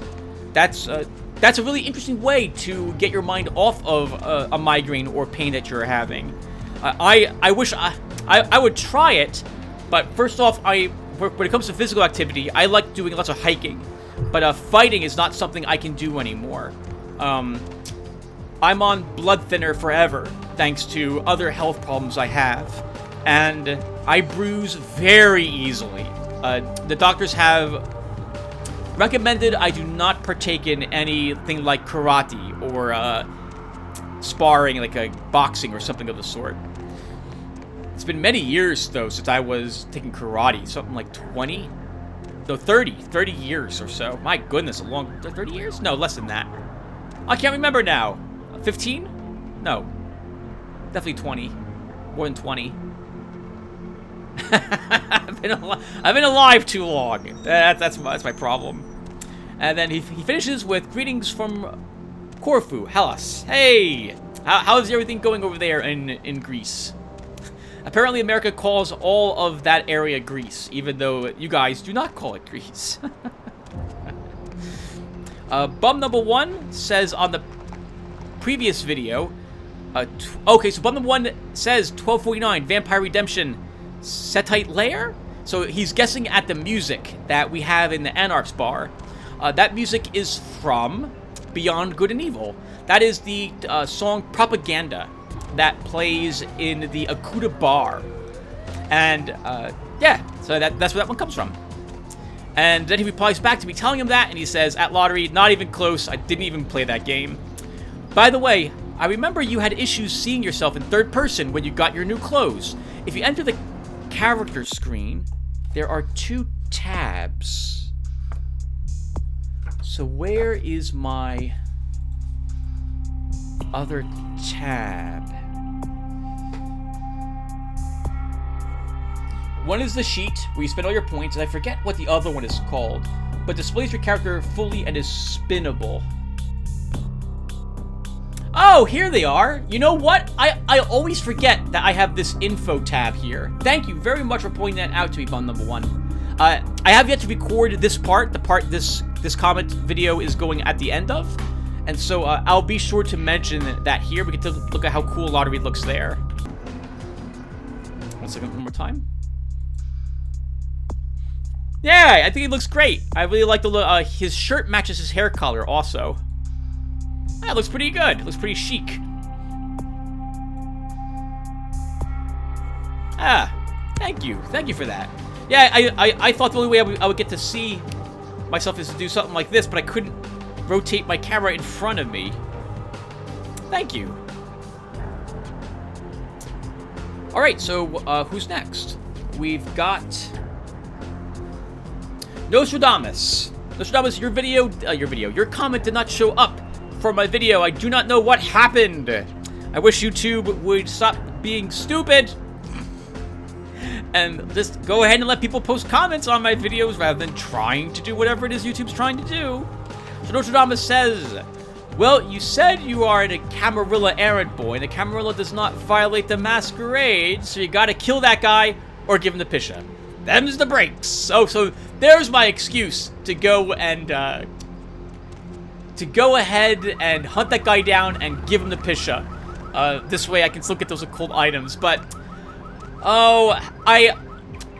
so I don't violate the Masquerade, but we didn't violate the Masquerade, Nostradamus. Pisha did. When she let that guy leave, she should have the Masquerade violation, not us.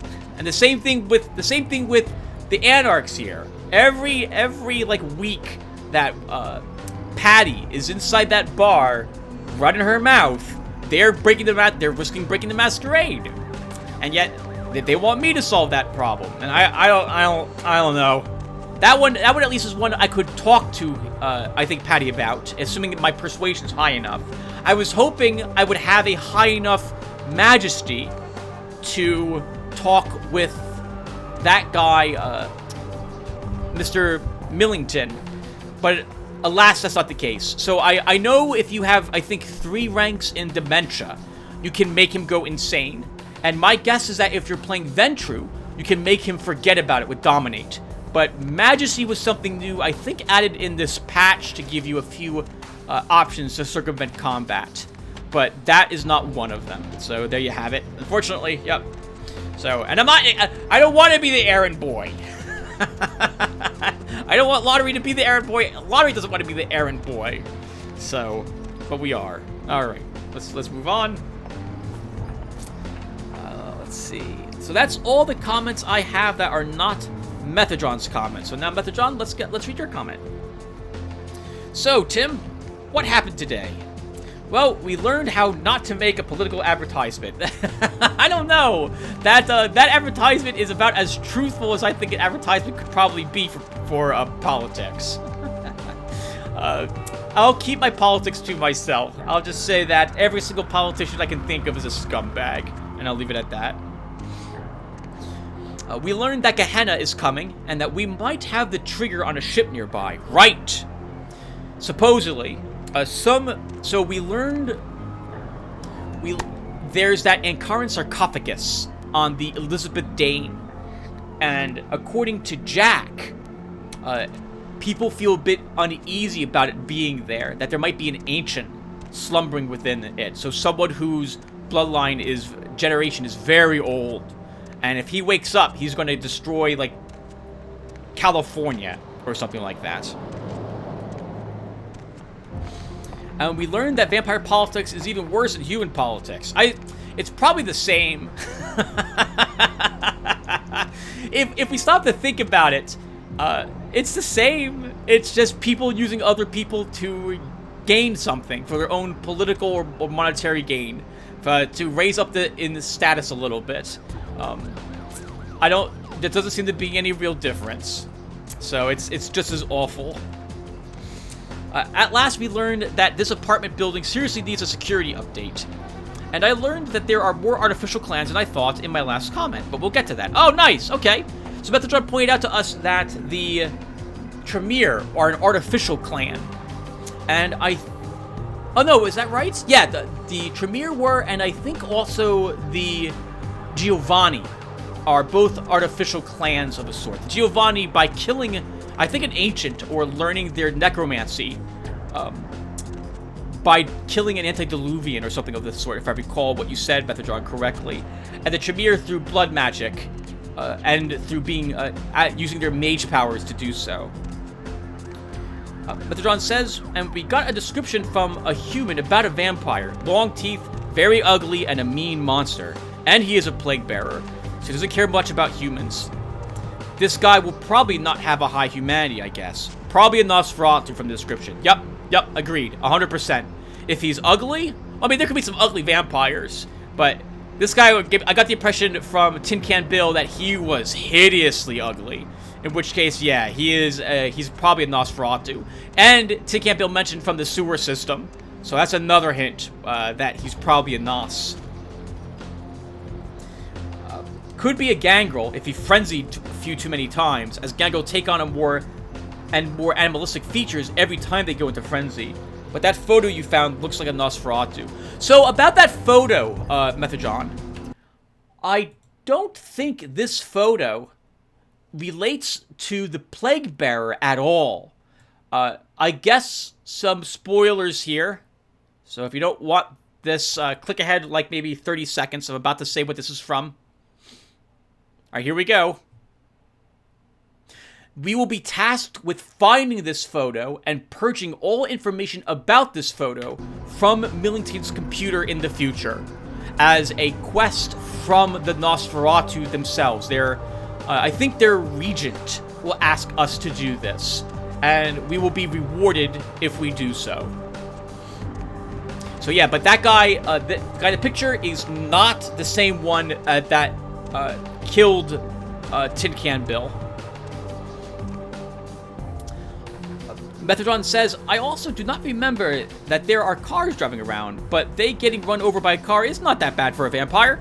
It's a blunt impact. Oh yeah, it's a blunt impact. We don't gotta care about cars. We have 2 bashing soak, you know, so we'll be okay. Well, a car hitting us at like 100 miles per hour probably still won't be okay. But not with 2 soak. We probably need closer to 8 to take that hit and be more or less okay, except for like a bruise or so. It's blunt impact, so a few broken bones at the worst, but that would heal quite fast.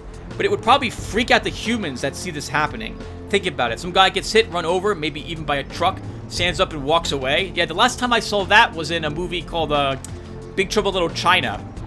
And that was Lo Pan, wasn't it? Who got ran over by Jack's truck. Jack Burton's truck. What a great movie that was. I haven't watched that movie in a long time. Yeah, that's a good point. Well, so we might have to worry about the drop because it depends, I guess, upon where we get hit, right? If the car's got like a grill, would that do aggravated? No, that'd still be blunt damage. Yeah, that'd still be blunt damage. Metatron then says, and we met Pisha. She's a curious one. Yes, her beliefs are too extreme for my taste, but the things she can give you are very useful. And just by the way, there is an air duct. Oh, from Pisha back to the entrance. Just if you ever want to have a faster route to her. Oh, I never realized that. Okay, well, I'm probably not going back to her place at all. I don't think she's there any longer if we were to go back. Just if you ever want to have a faster route. Oh, I read that already. But I believe you have to take that way from her up at least once to unlock it. Yep, okay, gotcha. So you find it, you take it back up, and then you can quick travel back and forth to her if you wish. How about that? I never realized that was the case. I've always crawled through her, through the hospital to get back to her when I completed tasks for her. A heads up that in the past, I still remember the very first time I encountered her with my Malkavian for my first playthrough on my channel that doesn't exist any longer. I killed her. So first off, some background on Pisha and my playing this game. I believe I had beaten the game with a Malkavian and didn't record it my first time through. And I never even found her. I never investigated the hospital. It just didn't seem like an area I could enter, and so I never bothered walking over to that front door to check it out. Only with my Malkavian when I recorded it did I investigate it. And that entire process was the first time on screen I had seen that entire area and met her. And I fought and killed her there as well. I thought she was a monster for doing what she did, and killed her. It was a tough fight. And I don't think I discovered her right away. So I was a higher level vampire than what you would normally be when you encounter her. I think Pisha basically hangs out here for some time. You can miss her entirely, and you can also miss a quest or two that she gives you.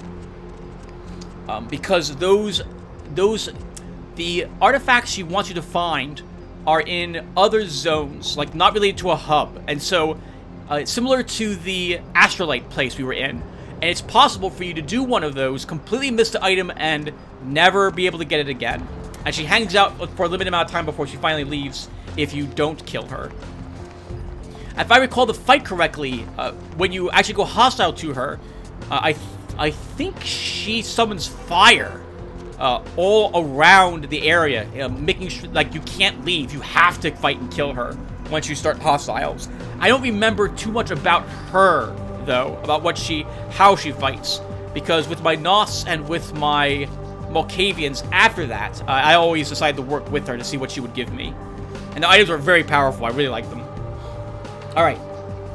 So Bethadron then says, her artifacts might be useful, but if you read the description of the first item and look at it a bit more closely, I guess Lotaeri wouldn't use such an item. Yeah, so this is the Odious Chalice, is the first one. It's the one I was definitely looking forward to getting, to use it just once. The Odious Chalice is, if I recall correctly, crafted by a Zemitzi flesh crafter, and that means it was probably a person at one point, or has bits of a person in it, and it's alive. And whenever, I think the way it works is whenever you kill someone with a melee or a brawl attack, so you're hitting someone with your fists or using a sword or dagger on someone, and you kill that person with that weapon, 1 blood point goes into that chalice, and you can feed on the chalice later to drain it of all the blood points that have been held in it.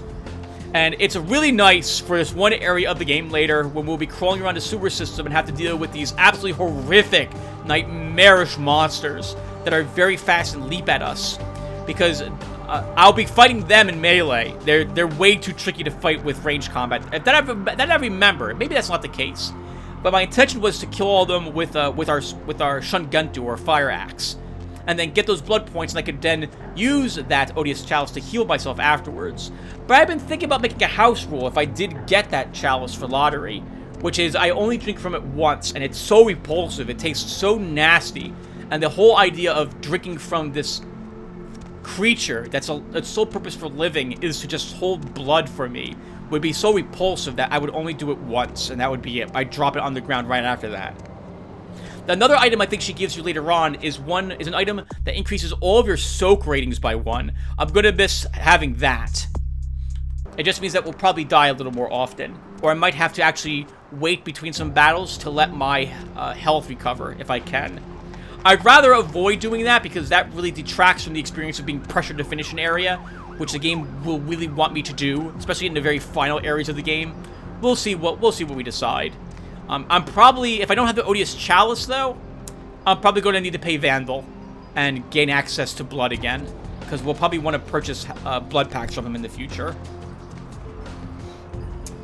Bethadron says, I think it's good that you spared the man. Yes, he might be a bit of trouble later on, but you did the right thing. She wouldn't have killed him fast. She would have tortured him and kept him alive for as long as possible. But more on that later, when I talk about her clan. In my first meeting with her, I thought she would be a member of the Followers of Set, but that was only because of her exotic design. But the Setites have another weakness. They are even more susceptible to sunlight, and light in general. They take double damage from sunlight and have problems acting within bright light, like spotlights. Oh, interesting. So she's a Setite, then, I take it. I don't remember what clan she said she was from. Her voice actress sounds familiar to me. I know I've heard her before, but I don't know what other game she's from. Or game she's from. Alright, so Demetron says, but Pisha told us that she needs to eat the flesh of humans in addition to needing blood. Oh, okay, gotcha. This tells me she's a member of the Nagaraja, a clan of independent necromancers. They are a rather rare clan to meet, so I cannot really tell you that much. Oh, interesting. I thought the only necromantic clan was the Giovanni. But that's a pretty awful condition for her to have, though. If she wants to keep living, she has to devour living people. Oh, God. They need to eat human flesh, which makes them feared even by other vampire clans. Also, they all have long, irregular teeth to rip flesh from out of the bodies. For meat, they can technically eat human corpses, as long as they are relatively fresh, but this doesn't taste that great. Well, oh man. I guess it all depends upon your humanity. So she must have low humanity then, if she's killing and eating people right then and there. Right, the more humanity you have as one of these vampires, the more likely you would be to eat corpses, because at least you're not killing a living being in order to get the flesh that you need.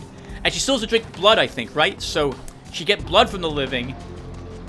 Oh, man, that's going to be even more tougher for members of this clan, because if they don't want to eat a corpse, if they're eating corpses instead of feeding on the people that they're draining the blood from, then they have to go through twice as much work to get that done. Oh. They rarely smile around mortals unless they plan to eat them. I think they could keep the humans alive and eat their flesh like an arm, but this is probably worse for the Masquerade, as missing people are not as obvious as people turning up missing limbs. Well, this time we did not learn that much, as we did not meet any other new clans and weird encounters. So why not tell you a little bit about your own clan, the Toreador? The Antediluvian is commonly called Archeal, or Toreador, the Bull Dancer. He and another Antediluvian together started what is now known as the Path of Humanity, or Humanity for short. He tried to bring humanity to its first vampires with his passion, the art, and he took over a century to create a piece of art. Cain was deeply touched by this, and forgave them their prior mistakes. This is the mythical story behind the concept of humanity. Oh, wow, interesting. I should probably watch a few videos on the different clans now, so I can myself learn a little bit more about their background and how they came to be. So the whole idea of the humanity and trying to fight off the beast using it comes from the Toreador clan. Interesting. In this game, the Toreador have an interesting weakness. Every shift in humanity is doubled. This is probably because the original weakness would have been weird to implement into the game. In the White Wolf rules, the Toreador desire beauty so intensely that they suffer in its absence. They are often overcome by the beauty they see and can become immobilized as they stare at the art. This could be any piece of art, either painting, sculpture, some neon signs, or even graffiti. I guess it would depend upon what someone would define as art as well, right? Because maybe even a person could be beautiful beyond words, and this would move them to be immobilized just staring at a person as well. And what someone views as having beauty or art, being really artistic, would be different depending upon the person. So someone might find something, what was it? The expression, one man's joke, another man's treasure. So someone may find something that other people think is kind of funny or silly or pay no attention to it, and they might find it to be absolutely breathtakingly beautiful. Where was I? They need to use their willpower to break this fascination, otherwise they can stand there for minutes or even hours. I have had a Toreador die because he missed the sunrise and not find any cover in time, but the Toreador are prisoners of the art so much that they can never become as perfect as they wish to be. Once they are really good at their art, it becomes banal to them. Toreador are also the most likely clan of vampire to fall in love, either with another vampire, or even a human, or a ghoul. Oh, nice. Okay, yeah, that I always envisioned them as, from all the vampire clans, the ones that will probably hold on to their emotions for the longest, and struggle to actually keep them as something that they want to have and feel. Methadon then says, and now my response to your response to my last comment, or something like that. So just to clear that up with the power level of vampires and the PvP rules, which are more or less the same in this game, I would say, there are different axes on which the vampire's power can be measured. First, there is the generation, which gives you how many steps you are removed from Cain. This basically tells you what the top level is for many things. For example, a 13th generation vampire has a max trait rating of 5, maximum blood pool of 10, and can spend 1 blood per turn. Now, a vampire of 8th generation only has a max trait of 5, a maximum blood pool of 15, and can spend 3 blood per turn. And the vampire of 5th generation has a max trait of 8, a maximum blood pool of 40, and can spend 8 blood per turn. This shows that you are the generation. This shows you the generation only sets your maximum possible power level that a vampire can reach. Another axis is the age of the vampire. Of course, any vampire needs time to grow their powers and gain experience. The age of a vampire is a rather loose axis. This is because vampires sometimes sleep for a few decades or even centuries, and in this time, of course, they do not gain power. So the Croy, with his about 200 years, is a powerful vampire, but Strauss is probably an elder and is over 300 years old, and Jack is maybe even older than Strauss. Yeah, so they probably have higher stats and are much more experienced than the Croy is, but he is still the prince. Which brings me to a third axis. The last axis is the status or position of power that the vampire holds. A prince can be relatively young, as we have seen with the Croy. These positions are often given by higher-ups within when a vampire earns them. This is more or less a prestige thing, and only gives any power within the sect. Similar, I guess, to like when a king would grant titles to someone. It's a title, but doesn't actually tell you how. It tells you how powerful they are in relation to the person giving them the title, and then that organization, but not necessarily how powerful they are when push comes to shove. A prince possesses the authority of an elder within the Camarilla, and even female vampires in this position are called princes. Also, the prince delegates other offices, like the Scourge, who hunts thin-blood vampires, and illegally invades vampires. The Sheriff, who is the right-hand man of the prince and physical enforcer of this decree, and the Keeper of Elysium, which is an honorary title for those who assure that the customs in each Elysium are kept. The action from your LARP session actually is probably fine, rules-wise, as nobody stopped you from doing so.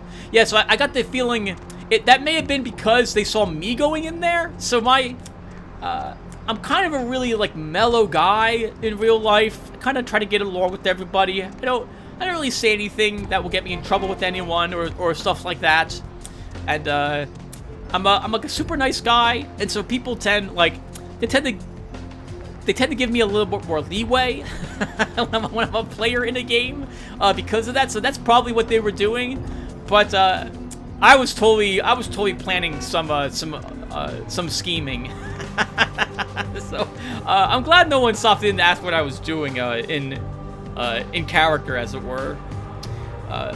And Elysium doesn't really stop anyone from using disciplines if they are not specially secured with magic, like the Tremere do often. The Tremere chanties are often secured with special magical protection circles against whatever might come up. Most of the time, using a discipline in this Elysium is fine if it's not used against another vampire. Correct, yep. And I wasn't using it against any vampire. I summoned my Wraith, stuck it in the council room, and I was like, you're gonna tell me what happens in here. I want not a word for word, because I wasn't expecting my game master to be able to remember that. But I was like, I want this synopsis of anything that they're planning, and especially anything that involves that might involve me. And I would be able to summon him from outside Elysium if I need him to come to me or something like that. And I did a little ritual. No one said anything. No one was even looking in here. They were all doing their other vampire stuff, and I walked out, and that was it. No one said a thing. It was great. Most of the time using a discipline in Elysium... Oh, I read that. But the owner of Elysium has the last say in this. If you use a discipline against another vampire or attack them in Elysium, the owner has the right to punish you. Mostly with the final death, but that really depends on the situation. And that is all I have written down for you, Methadron. Yep, alright. Yeah, I guess for Elysium, they wouldn't really know if I was using something like Auspex, though, right? Because that's not something that actually has a trigger. You don't know a vampire's just looking for people's auras or stuff of that sort, right? So I guess for me, what's confusing in this game is that you have disciplines that you know break the Masquerade, and then you have ones that don't break the Masquerade. But even the ones that don't break the Masquerade are ones you cannot use in Elysium. So. Like, again, we can't use Auspex while we're in Elysium, for example. Alright, but I'm babbling. Alright, so thank you guys for listening. Hope this was interesting. And I will talk to you in the next one. I'm now off to finally record the part that this video is going on. So, thank you for watching, everyone.